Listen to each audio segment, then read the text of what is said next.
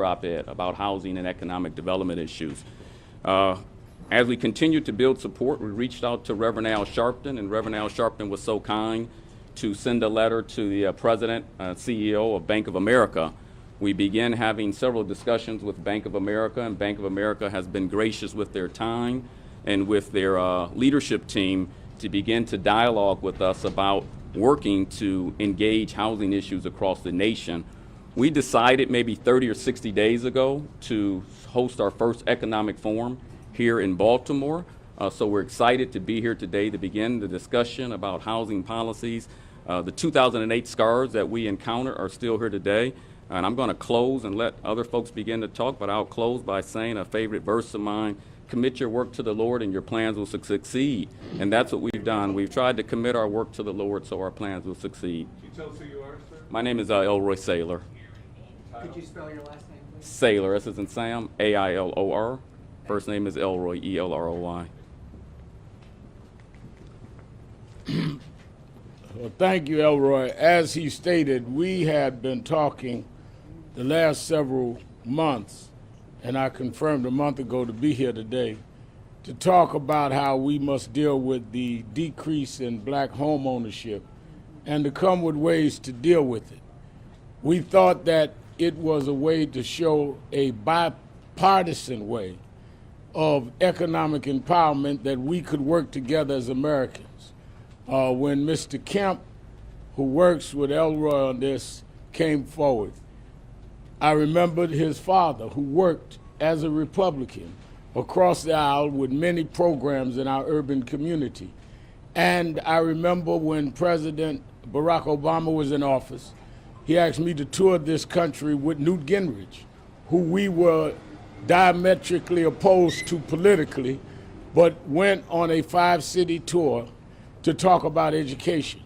So I reached out to our leadership, and Larry Young, who's led National Action Network's chapter here for a couple of decades and who is the voice of black radio in this city, the head of NAACP and others. But as importantly, the former chair of the Republican Party, Michael Steele, because I wanted people to understand this was not a partisan effort. This was not a dump anybody effort. This was about empowerment, and all of us have an investment in that. Little did I know that Mr. Trump was going to, on the eve of this, attack the congressman from this city. And not only the congressman, but the people of this city, in the most bigoted and racist way. He attacks everybody. I know Donald Trump, he's not mature enough to take criticism. He can't help it. He's like a child. Somebody says something, he reacts. He's thin-skinned and not really matured that well. But he has a particular venom for blacks and people of color. He doesn't refer to any of his other opponents or critics as infested. He does not attack their districts. He attacks Nancy Pelosi, he attacks Chuck Schumer, he attacks other whites, but he never said that their districts or their states are places that no human being wants to live. The fact of the matter is, Elijah Cummings' district is the most well-educated and middle-class aspiring district of blacks in this country. And he doesn't even know what he's talking about. Elijah Cummings is a respected and well-regarded member of Congress. Yes, sir. And for him to be angry at Mr. Cummings, because Mr. Cummings has the moral standing to question how migrant children are being treated at the border, is an abomination to me. I am also going to be stepping in the meeting that the Baptist Ministers Conference have. And this conference deals with the whole question of, that's right, thank you, Mr. Trump's agent. Now, as we deal with these questions, and we were told there's a group of Trump folks that we know who they are, that they supposed to be. As we deal with the as we deal with the Baptist ministers who have the moral authority to deal with migrant workers. So we got to deal with this issue. And we're going to take it on, and we're going to take on all of those that oppose. But I think we can't lose vision. As for his attacks on me personally, Donald Trump and I've known each other 25 years. I've marched on him with Central Park 5. I've dealt with him on the birther issue. He can say what he wants. Calls me a troublemaker? Yes, I make trouble for bigots. I made trouble for him with Central Park. I made trouble with him for birtherism. I'm going to keep making trouble for bigots. As far as me being a con man, if he really thought I was a con man, he'd be nominating me for his cabinet.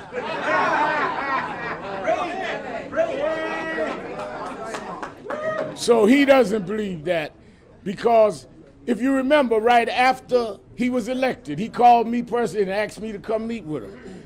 And he sent Omarosa to come and meet with me. So he doesn't believe that, but he's playing a race divisive card. We are here to talk about how we build together and get something done. In that spirit, let me bring the former chair of the Republican National Committee when Republicans were Republicans, in the spirit of Jack Kemp and others, Michael Steele.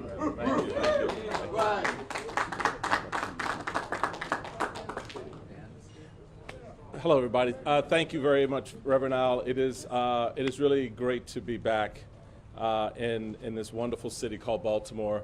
I've got basically 3 messages that I'd like to put on the street today.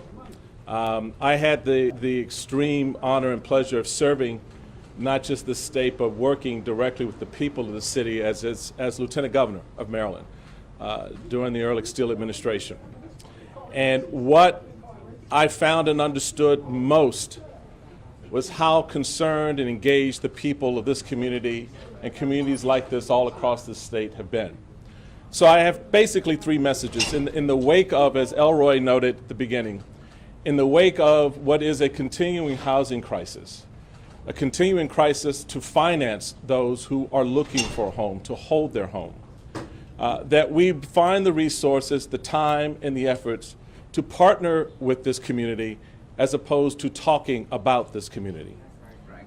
We find the time, the resources, the energy, and the effort to work with this community as opposed to disparaging this community. So the first message I have is to the President of the United States. Mr. President, your reprehensible comments are like water off a duck's back when it comes to this community. It just washes over them. It doesn't stick to them. It does not stain them. So my ask to you, sir, is to join me, to join Jimmy Kemp, to join others in this community here, in this space, on this ground. Let's walk this community, sir. Let's talk to these folks face to face, and you'll begin to realize and appreciate the hard work and the commitment that they have made.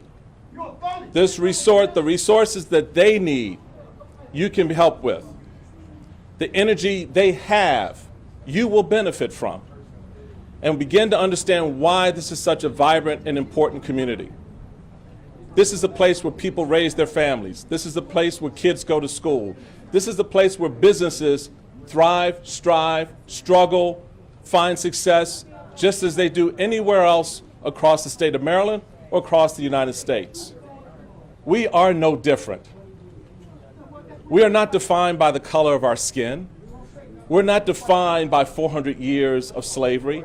That is a part of who we are. It is what animates us. But it doesn't define us. It doesn't limit us. So, Mr. President, come on down. The streets are ready for you. The neighborhoods are ready for you. Folks want to talk to you. So just show up. Put the tweet down, brother, and show up. That's all you have to do. It's not complicated. 2, to the people of Baltimore, you are resilient, you are strong, and you are so much better than anything that anyone ever has to say negative about you. You know that. You don't have to worry about that.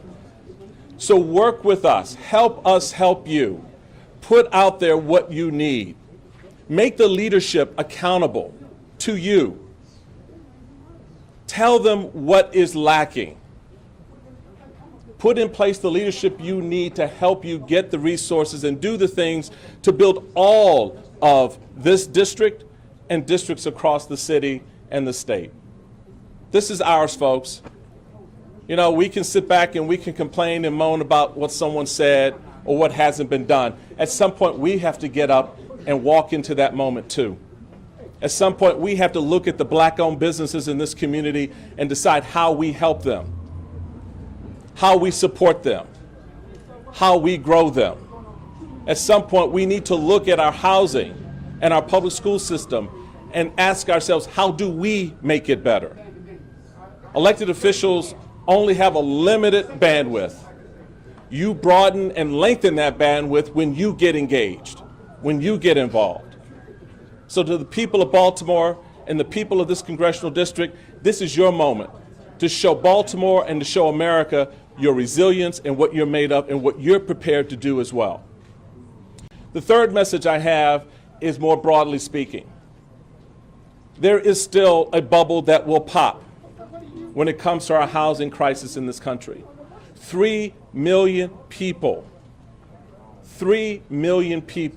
lost their homes in that 2008 crisis. 1 million people were evicted from their homes. And yet, how easy is it today to get a loan? Our community is still being redlined. That's why partnerships with Bank of America and other financial institutions are so important. And I applaud and support their efforts to come to the table and want to begin to work with this community to resolve. That's what this was originally about. That's why we were originally called here. That's what we've been planning for 30 days, to come here and have the next step in the conversation with this community, to put together the action items that we will need to act on when this moment is over, when we leave this building. We got sidetracked, but we should not be distracted, because the work that needs to be done to improve housing for this community, the work that needs to be done that will then benefit and flow out in education, in business, and other things, it matters. It is the time now to do this. That's why we were gathered here. That's why we wanted to have this conversation. So I appreciate the Shiloh family for opening up their heart and their home for us to be here today to have this conversation. Folks, don't get distracted by the tweet. Don't get blinded by the noise. Don't get all caught up in the ratcheted crazy, because you do that, then all of this gets lost. I want to bring up Jimmy Kemp.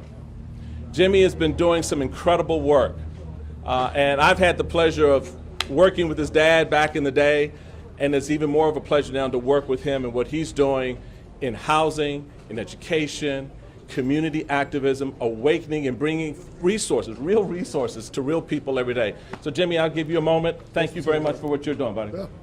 Thank you. It's a privilege to be back at New Shiloh Baptist Church, and Pastor Carter, thank you for hosting this before all the media attention was coming. As everybody said, this was going to happen. And part of the reason why the Jack Kemp Foundation is involved is because, we're based in D.C., Baltimore's close.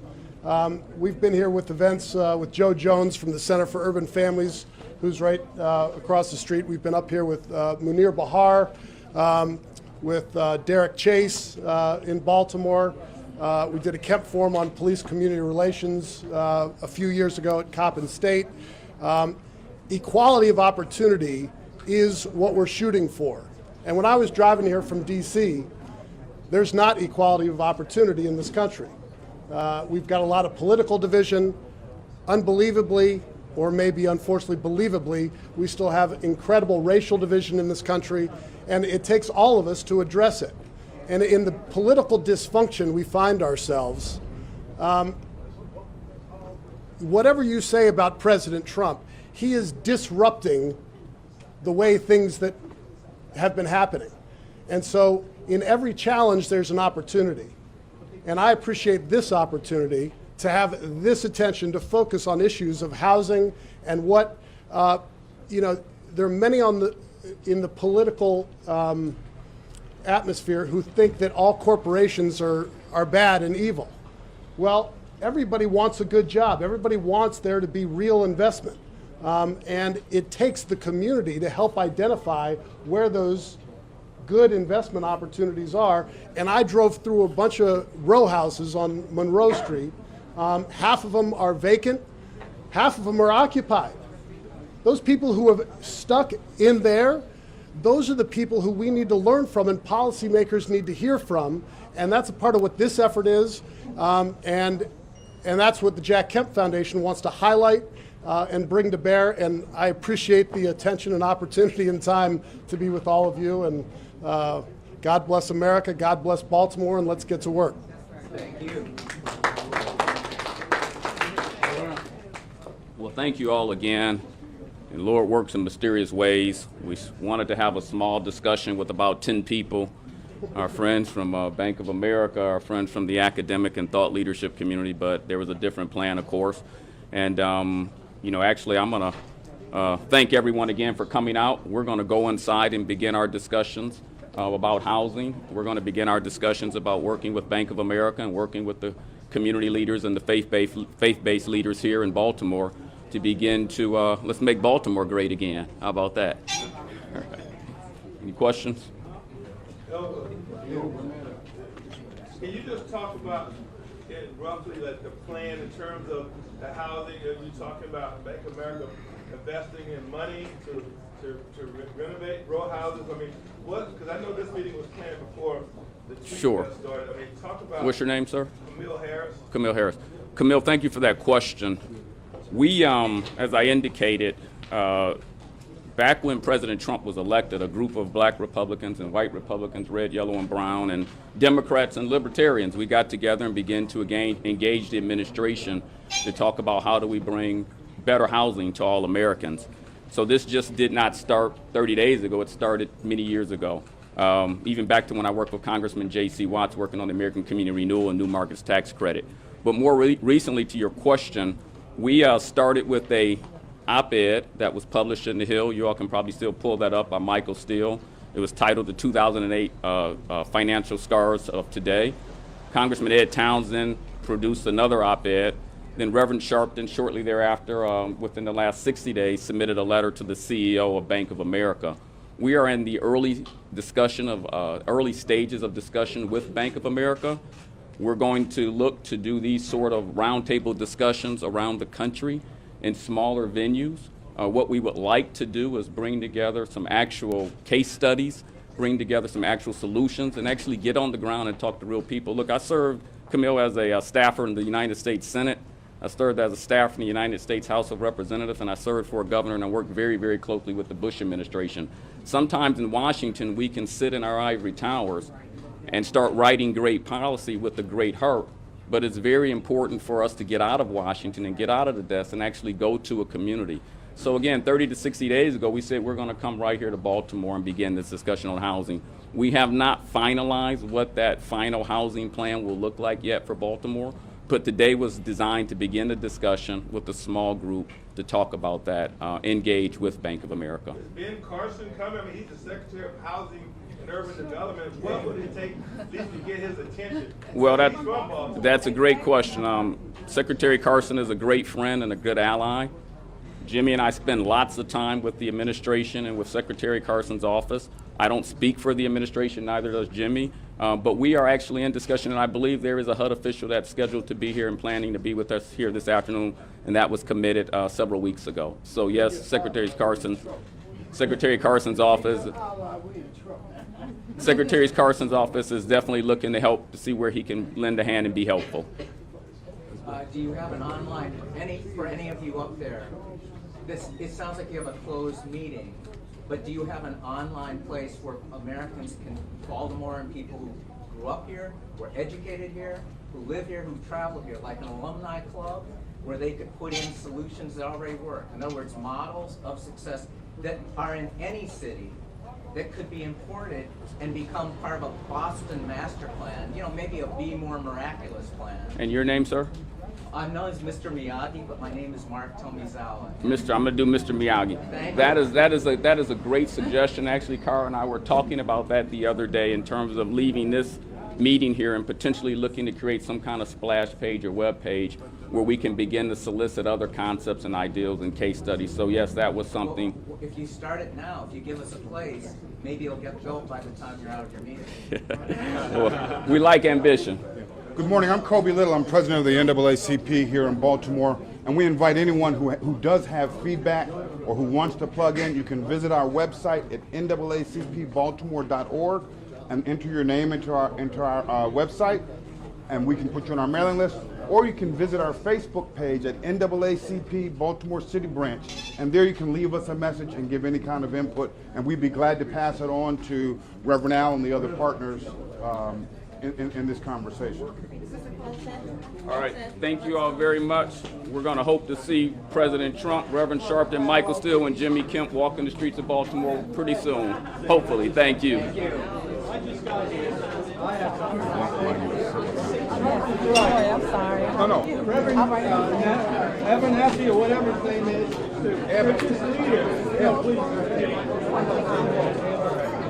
You're no good. You failed the people. You don't really care about the African Americans. You're hustling the people. All of it. You know leaders. Out here. Washington, like you just rub elbows. People have to hide. You're a Hollywood. That's what you are. There's a whole lot of African Americans like you here in the city. City Council, Jack Johnson, he's a hustler. All the city council, they're trying to get jobs. Our schools are failing. Where are you when our schools are failing? You're just a hustler out of town and go back where you came from. Why don't you go back where you came from? I live here, and I was born here, sir. I'm glad you engaged. No, I want to talk with you. I just relocated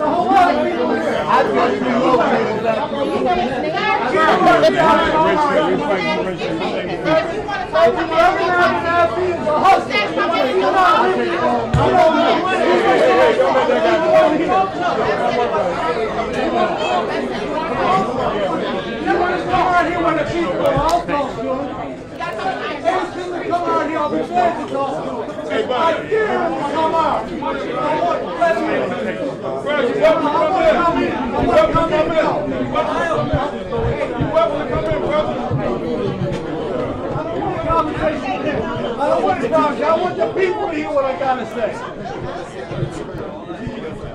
Come with me.